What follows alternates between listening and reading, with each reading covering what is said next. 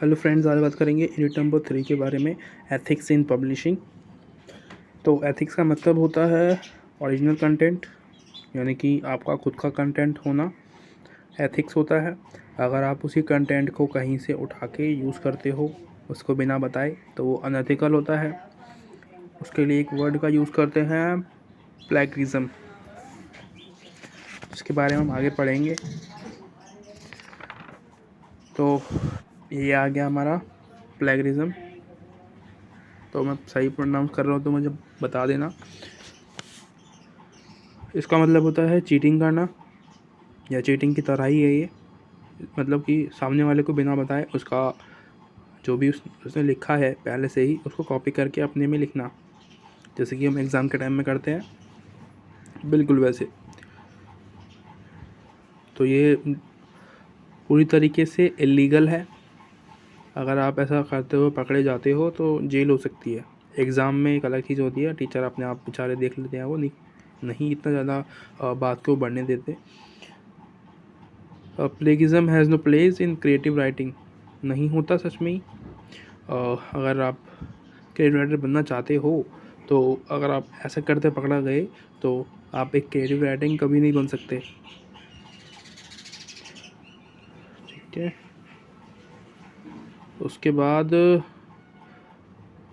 जो लोग इंडulge करते हैं, यानी कि प्लेगिज्म करते हुए पकड़े जाते हैं, उनको पकड़ना आसान होता है, राइट। आज के ज़माने में तो बहुत आसान है वो जो करते हैं ऐसा कुछ गलत काम, क्योंकि हमारे पास इंटरनेट है जिसकी वजह से सब कुछ सर्च करना बड़ा ही इजी हो गया है।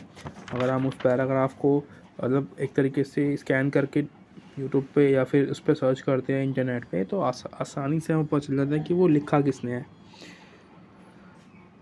इसके बाद आता है अवॉइडिंग प्लेगरिज्म इन राइटिंग। तो समझ में आ गया होगा, इसको बताने की ज़रूरत नहीं है, हमें अवॉइड ही करना चाहिए प्लेगरिज्म को हर जगह पे, है ना। कंटेंट को हमें किसी और का यूज़ नहीं करना चाहिए, हमारा खुद का होगा तो हम एक अच्छे क्रिएटिव राइटर बन सकते हैं कि सच में बनेंगे। Instance of writer caught plagiarism. तो यहाँ पे क्या है कि जैसे लोग आपका नॉवल पढ़ते हैं कुछ लोग, तो वो आसानी से आपको पकड़ सकते हैं, है ना। अगर आपने किसी से चोरी किया है क्योंकि उनको पढ़ना पसंद होगा शायद। तो यहाँ पे देखो एक एग्जांपल दिया हुआ है हमें। हार्वर्ड यूनिवर्सिटी के एक स्टूडेंट है काव्या विश्वनाथम। उसने क्या है इंटरनेशनल डेडलाइन के अंदर अपनी पहली बुक लिख दी, है ना। कुछ मतलब टाइम टेबल होगा, उसके अंदर उसने एक बुक लिख मारी। उसके बाद क्या हुआ, उसका बुक का नाम था ओपाल मेहता गॉट किस्ड, जिसके अंदर उसने ना चीटिंग की थी किसी और राइटर की फैक्ट्स उठा के, या मतलब कि सेंटेंस यूज़ किए होंगे, तो उसकी वजह से वो पकड़ी गई और वो जेल चली गई, राइट। और रातों रात फेमस हो गई थी, वो सेलिब्रिटी बन गई थी। यहाँ पे देखो सेलिब्रिटी बन गई थी वो लड़की, और फिर वो जेल चली गई। फेमस तो हो ही गई, जेल भी गई होगी तो क्या दिक्कत है, वापस आ जाएगी। इतना बड़ा भी क्राइम नहीं है, आप मत करना मजाक कर रहा हूँ, बड़ा क्राइम है भाई। Attribution is a most and it easy. तो एट्रीब्यूट करना चाहिए, बहुत ही आसान होता है, राइट।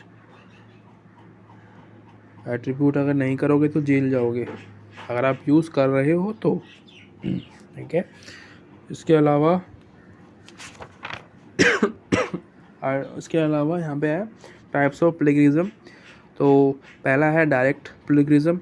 इसमें क्या होता है, आपने सारा कुछ कॉपी किया है, एक वर्ड भी नहीं छोड़ा सामने वाले का, पूरा उसके अंदर में जितने भी वर्ड लिखे हुए थे, जैसे कैपिटलाइजेशन उसने यूज़ किया हुआ है आपने भी वैसे यूज़ किया है, उसको बोलते हैं डायरेक्ट प्लेगरिज्म।